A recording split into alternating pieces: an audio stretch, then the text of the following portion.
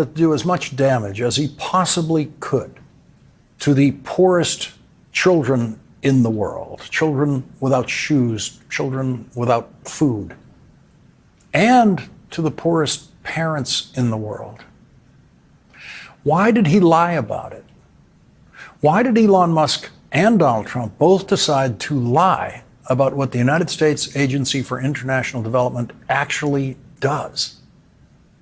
If you know what USAID actually does and you still want to destroy it, you know you're going to have to lie about it.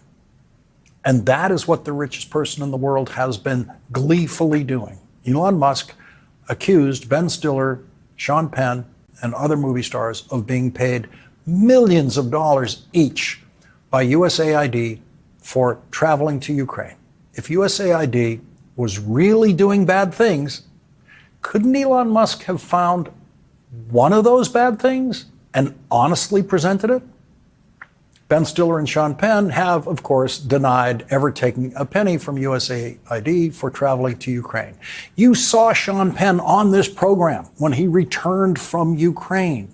We showed you video of Sean Penn having to hike out of Ukraine and across the border safely into Poland. That was a very low budget trip that Sean Penn took to Ukraine, all at his own expense. Sean Penn has been traveling the globe for decades, doing humanitarian work from Haiti to Ukraine, all at his own expense, something Elon Musk has never done, not one day of humanitarian work. Sean Penn told me after his trip to Ukraine that he continues to do acting work in part just to be able to pay for his humanitarian trips around the world.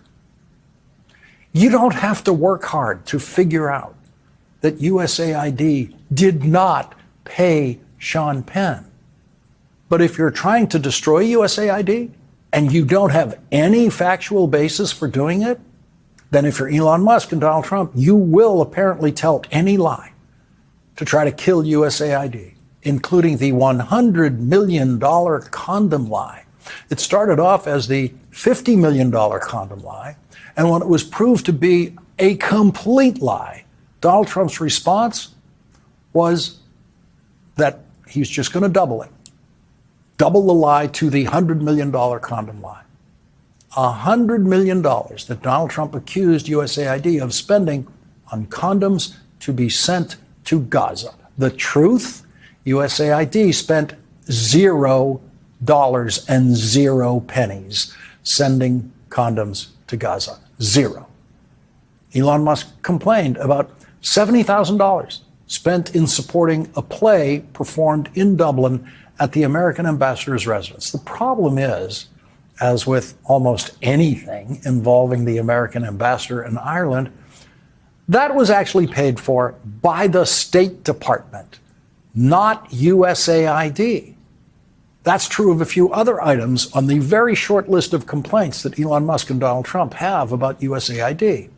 The thing they're complaining about was actually paid for by the State Department, not USAID. And no one is trying to close down the State Department because of that play in Dublin. No one's trying to close down the State Department because of those expenditures that the State Department, which Elon Musk and Donald Trump hate, those expenditures, they don't even accurately describe them, but no one's trying to shut down the State Department for those expenditures. Elon Musk and Donald Trump's complaints about USAID amount to less than 1% of the USAID budget, less than 1% of the budget. According to that new rule for closing down a federal agency, the State Department should be closed down because of that play that they helped pay for in Dublin. According to the Musk-Trump waste, fraud, and abuse standard, if the Department of Defense is spending less than 1% of its budget in objectionable ways, then the entire Department of Defense should be closed down. The Pentagon should be emptied. The Defense Department should be put in a wood chipper, as Elon Musk described what he was doing to USAID. The United States Army should just be sent home and fired. Same with the United States Navy, the Air Force, the Marines. But we know it will never matter how much waste, fraud, and abuse might be revealed in the Defense Department. Donald Trump will always try to keep spending more money for defense. and sending more and more money to the Pentagon. The Defense Department budget is $841 billion. The USAID budget is $40 billion. Objective estimates, outside estimates of waste in the Defense Department budget are at least $60 billion. $20 billion more than the entire USAID budget. But no one at the Defense Department has been told to stay home. USAID saves lives.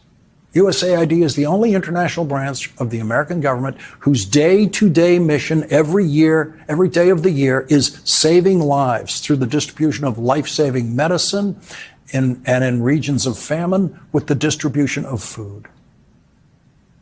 That kind of famine aid has been saving lives every day in Sudan.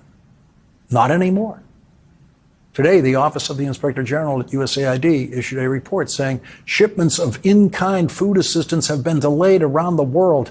This uncertainty put more than $489 million of food assistance at ports, in transit, and in warehouses at risk of spoilage, unanticipated storage needs, and diversion.